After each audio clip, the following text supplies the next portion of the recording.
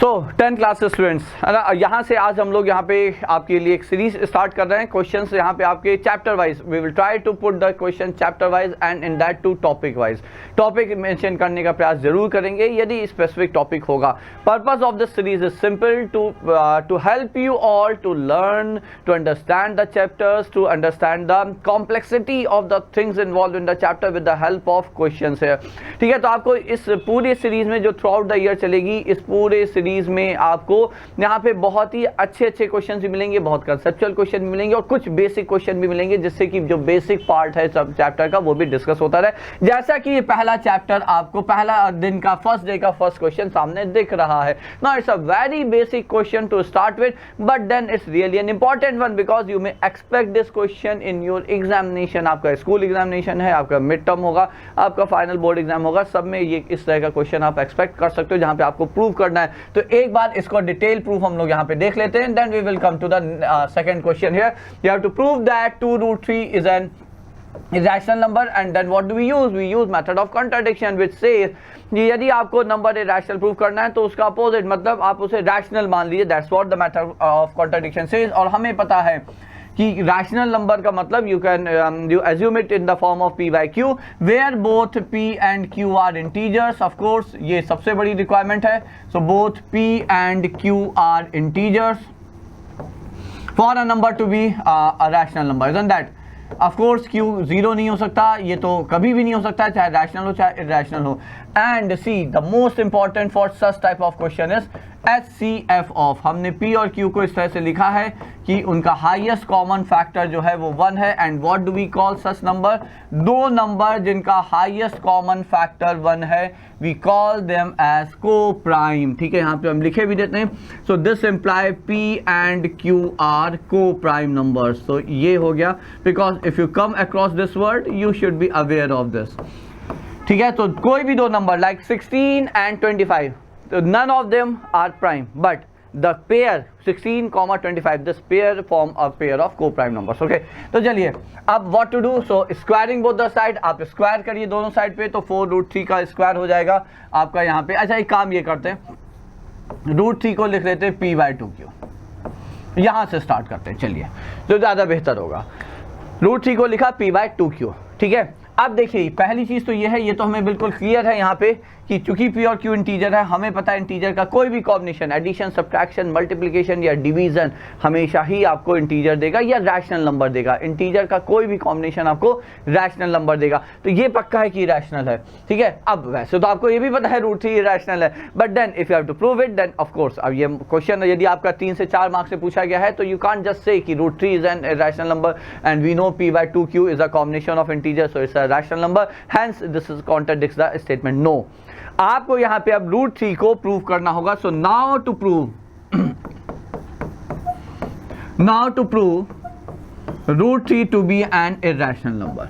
यदि क्वेश्चन में लिख दिया गया कि assuming we know that √3 is an irrational number, तो आप यहां पे यूज कर सकते हैं, बट नहीं लिखा गया है और 2 मार्क्स से ज्यादा का ये क्वेश्चन आया है आपके एग्जाम में, टेस्ट में, तो आप इसे प्रूव करेंगे ही करेंगे। तरीका फिर से वही स्टार्ट करेंगे, आप कहेंगे okay let method of contradiction, हमने मान लिया यहाँ पे x by y। ठीक है, और सारा स्टेटमेंट वही रहेगा, क्या रहेगा जो हम लास्ट में लिखे दे रहे हैं, जो क्योंकि एक्चुअली यही यूज हो रहा होगा। x, y का HCF is 1 and we know since we have assumed it to be a rational number, तो x and y both are integers and y shouldn't be 0, ये आप लिखना नहीं भूलेंगे। Now squaring both the side you get 3 is equal to x square by y square. So what can we write? We can write okay x square is nothing but 3 times y square, इसको हमने कहा relation 1, so I call it as relation 1। Okay, but now what can we conclude from here? इस relation से हम क्या conclude कर सकते हैं? देखिए x आपका इंटीजर है तो x स्क्वायर इंटीजर है, y इंटीजर है तो y स्क्वायर इंटीजर है, तो x square N integer is written as 3 times another integer. Now doesn't that mean, so this imply x square is a multiple of 3? मानते हैं बच्चों? भाई x square 3 times and another integer y square है, तो 3 का तो multiple हुआ कि नहीं हुआ? और यदि x स्क्वायर 3 का मल्टीपल है और x भी एक इंटीजर है, तो ये है ना, तो यहां से इंप्लाइड है कि x is a multiple of 3। बात समझे कि नहीं समझे बच्चों? अब मान लीजिए आपने x को माना 7, तो क्या 7 का स्क्वायर 3 का मल्टीपल हो सकता है? नहीं हो सकता। Since x is an integer और उसका स्क्वायर 3 का मल्टीपल है, ये तभी संभव है जब वो नंबर स्वतः ही 3 का मल्टीपल होगा। ठीक है, तो ये आ गया। So therefore x can be written as 3 times k being an integer, k जहां पे एक इंटीजर है। सो ये सिंबल है बिलोंग्स टू का, तो आप लोगों को शायद नहीं पता होगा, तो हम हटा देते हैं। सो k is an integer, k is an integer. Okay, तो अब ये वैल्यू x की उठाइए and put it in relation 1। आप इसे रिलेशन 1 में रख देंगे, ये से x की जगह 3 times k। Now what do we get there? तो ये आया x square, so this is 9k square is equal to 3y square. And look at it, क्या मिला हमें? y स्क्वायर के लिए हमें वही रिलेशन मिल गया बच्चों जो रिलेशन आपका x स्क्वायर के लिए था, मतलब y square is nothing but 3 times N integer, so 3 times k square. ठीक है, तो बिल्कुल वही स्टेटमेंट आप यहाँ पे y के लिए भी लिखेंगे, और क्या लिखेंगे? Therefore y square is a multiple of 3, isn't that? तो y स्क्वायर आपका 3 का मल्टीपल है। Now this can be valid since y is an integer, so this can be valid only when y is a multiple of 3. Now here it's the time to conclude, and how do we conclude? देखिए, हमने यहाँ पे कहा कि x जो है वो 3 का मल्टीपल है भाई, x is a multiple of 3. Then we concluded अच्छा y is a multiple of 3, y भी 3 का मल्टीपल है। Now what does that mean? That simply mean both x and y are multiple of 3.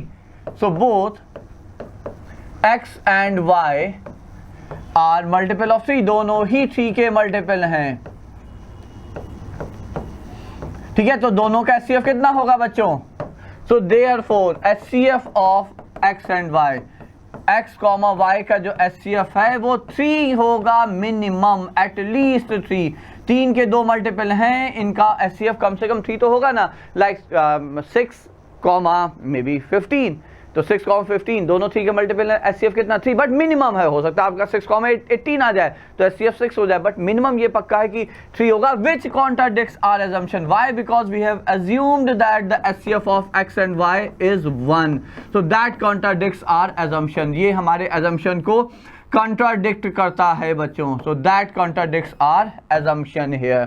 ठीक है, तो ये चूंकि एजम्पशन हमारा कॉन्ट्राडिक्ट हो जाता है, so what do we claim here? तो यहां से अब हम क्लेम करेंगे कि हमारा एजम्पशन की √3 is an irrational number, so therefore √3 is not an irrational number, not a rational number. हमने माना था कि √3 आपका रैशनल नंबर है, यही तो एजम्पशन था। ठीक है, तो ये अजम्पशन हमारा कॉन्ट्राडिक्ट हो गया, गलत हो गया। तो यदि वो √3 आपका रैशनल नंबर नहीं है तो क्या है?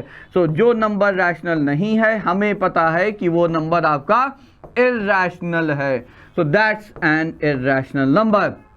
Now once you prove it, अब हम यहाँ पे क्लेम कर देंगे, यहाँ पे आ जाएंगे वापस। Now we will claim here कि भैया ठीक है, अब हम कहेंगे कि ये आपका इरैशनल नंबर है और ये रैशनल नंबर है, और एक रैशनल नंबर इरैशनल के इक्वल नहीं हो सकता।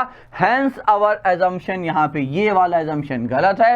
Hence it is not a rational number, hence it is an irrational number. ये सारे स्टेटमेंट आपको लास्ट में लिखने होंगे। क्या लिखना होगा?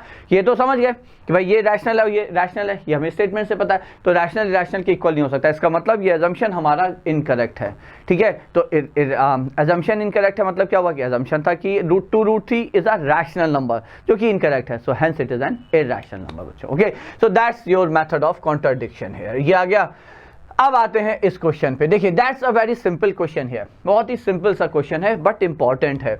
जब भी इस तरह का क्वेश्चन है, आपसे कहा जाए भैया देखिए प्राइम है या कॉन्सोनेंट है, पहली चीज तो आप दिमाग में रखिए कि प्राइम ही होगा, सॉरी कॉन्सोनेंट होगा, प्राइम नहीं होगा। ठीक है, सॉरी कंपोजिट होगा, आई एम सॉरी, कॉन्सोनेंट तो वोवेल कॉन्सोनेंट है, I am sorry, that's a writing mistake है। ठीक है, प्राइम है या कंपोजिट है नंबर, ठीक है, तो वोवेल कॉन्सोनेंट होता है ना। हाँ भाई, मुझे लगा it was sounding different. Anyways, तो जब भी आपका ऐसा क्वेश्चन आएगा तो आप मान के चलिए वो कंपोजिट नंबर होगा। ठीक है, रीजन समझिए, क्योंकि प्राइम नंबर को प्रूव करने का हमारे पास कोई स्टैंडर्ड मेथड नहीं है कि हमने नंबर, आप देखें थोड़े बड़े नंबर रखे हैं। ठीक है, अच्छा, इसको अप्रोच करने के 2 तरीके हैं। पहला ये है कि आप देखिए आप दोनों नंबर पहले इंडिविजुअली एनालाइज करें। ये नंबर ऑड है, यदि ये नंबर ऑड हो जाता तो ऑड प्लस ऑड इवन है, और इवन नंबर सिर्फ 2 है जो प्राइम है, बाकी सारे इवन नंबर आपके कंपोजिट हैं, तो ये कंपोजिट होता। यदि और दोनों इवन है तो भी कंपोजिट होता। तो पहला और सबसे सीधा तरीका है कि आप चेक कर लिए दोनों नंबर जो प्लस और माइनस करके लिखें, कहीं दोनों इवन तो नहीं या दोनों ऑड तो नहीं, तो we are done, it's composite. लेकिन यदि नहीं है, जो कि नॉर्मली नहीं होगा, जैसे हमने यहाँ पे इंश्योर किया कि वो नहीं हो, ठीक है, तब आप क्या करते हैं, आप एक कॉमन फैक्टर ढूंढिए, जैसे 29 इंटू 31 इंटू 47 इंटू 81 को ले सकते हैं 3 into 27 plus 39 3 into 13 into 38 into 59 into 61। बताइए कोई कॉमन फैक्टर दोनों नंबर में मिला? कौन सा मिला? तो 3 मिला। और जैसे ही आपने 3 को बाहर रखा तो you got a factor of this and complete entire number which is neither one nor the number itself, जो ना 1 है जो ना नंबर है, ठीक है। तो यदि नंबर और 1 के बीच में आपको एक फैक्टर मिल जाता है तो ये पक्का है कि वो नंबर कंपोजिट है, hence proved it's a composite number, ठीक है। so that's it, so those were the 2 questions to start with। आप कनेक्टेड रहिए, पूर्णांक के साथ जुड़े रहिए, डाउन द लाइन आप इतने क्वेश्चन कर लेंगे, इतने अच्छे क्वेश्चन कर लेंगे, आप मान के चलें कि बोर्ड एग्जाम में उसके बाहर के लेवल के क्वेश्चन नहीं आएंगे बच्चों, ठीक है। तो चलिए स्टे ट्यून्ड विद पूर्णांक।